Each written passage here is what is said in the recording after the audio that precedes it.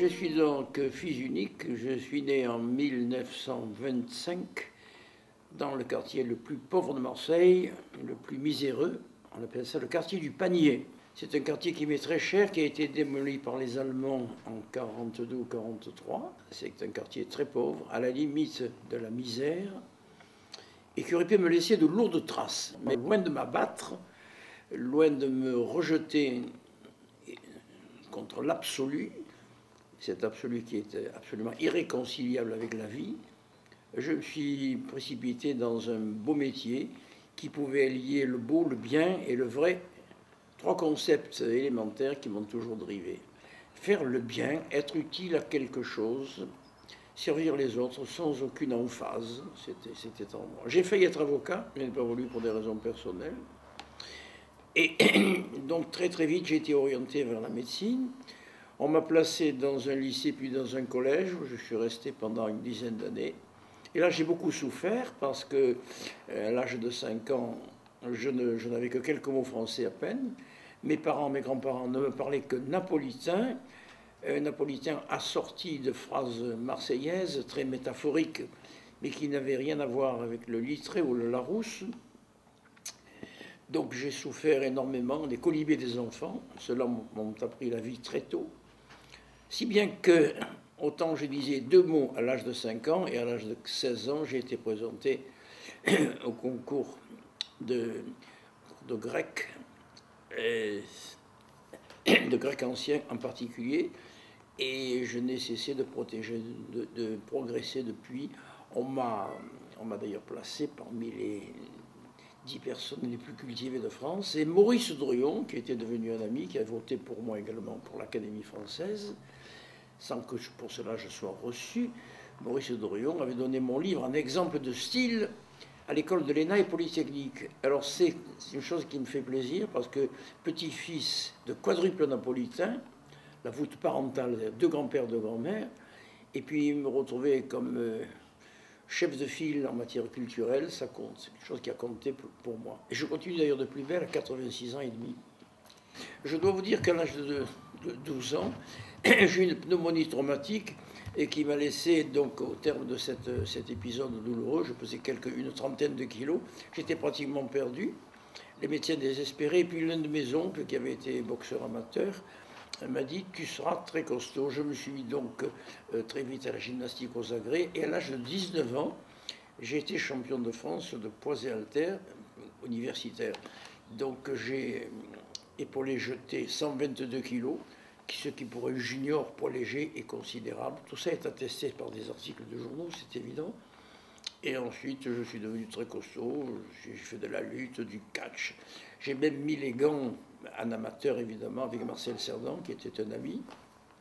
Et je poursuis toujours, j'ai toujours été un culturiste, en évitant de fumer, de boire. Et ça m'a aidé énormément dans les études, et je suis très content. En fait, c'est une fuite que je recommande à tous ceux qui ont ces pulsions, ces compulsions, qui ont envie de fumer.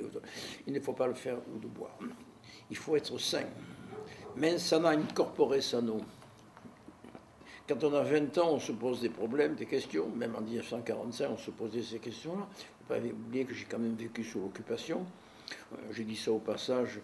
Pour avoir abrité des juifs sous l'occupation, nous avons été très recherchés. J'ai failli être condamné à mort par les Allemands.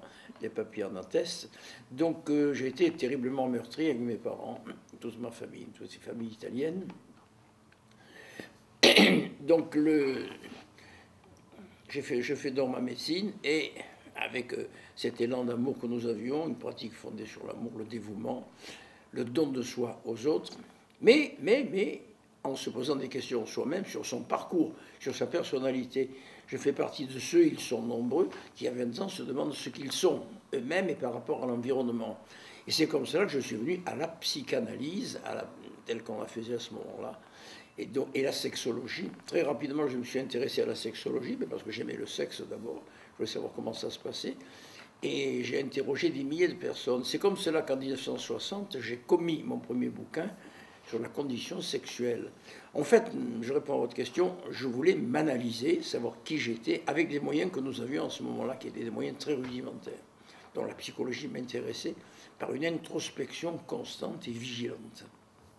Jusqu'à l'âge de 30 ans, j'ai fait des études médicales solides, une licence de psychologie, un internat très difficile à passer, qui m'obligeait donc des difficultés sans nom, parce que quand on vient de rien, on vous le fait sentir. Quand j'ai passé mon concours d'internat de Nice, je suis arrivé ici, je peux dire très franchement que j'ai mal été reçu par le patron local, qui ne m'acceptait pas, qui m'a dit de repartir, parce que je n'étais pas dans le sérail, parce que je n'étais pas un fils de patron.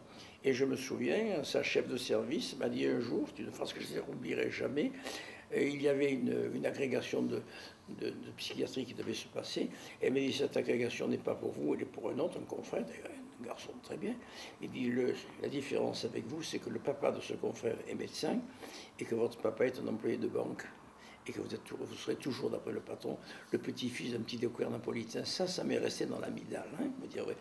C'est tellement anti-médical, c'est tellement... Ça ne colle pas. Puis, donc, je fonçais, je crois en mon étoile, solidement, c'est quelque chose... Vous savez, c'est que quelqu'un a dit, c'est quand on vit dans le chaos que l'étoile brillante, fulgurante apparaît dans le ciel, et je me suis conditionné, et je me suis rendu compte qu'il ne peut rien se passer à ce moment-là. Ensuite, je me suis installé dans des conditions effroyables, parce qu'à ce moment-là, je n'avais pas... Je dis brutalement, vous n'avez pas un sou. Donc, quand on s'est installé, on vous donnait un pas de porte, c'est-à-dire un trousseau de clés. On me permettait... 10 amis, 20 amis m'ont donné l'équivalent peut-être de 500 € chacun, vous voyez. Et dès que on s'installant avec des vieux meubles, tout ça et tout, je fonce donc à la rue Masséna et je prends ma charge dans mon installation. Mon père, mutilé de guerre en 40, parce qu'il avait fait la guerre, il est venu mutilé de guerre.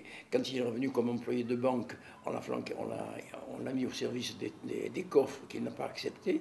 Parce qu'il était mutilé de guerre, il ne pouvait pas, et on l'a foutu dehors. Donc il s'est lancé ensuite dans le commerce, et comme tous les rêveurs, tous les artistes, il a foiré totalement, si bien que je me suis installé le 1er janvier 1955, sans un sou, ayant à ma charge papa, maman, et presque dire la bonne et moi, ma grand-mère également, et tout ça. Et tout ça s'est bien passé, avec quelque chose, non pas une vertu, mais une disposition cérébrale que j'ai cessé de développer, qui m'a servi dans tout le temps, que je porte au plus haut niveau, c'est la volonté. La volonté, il n'y a que ça.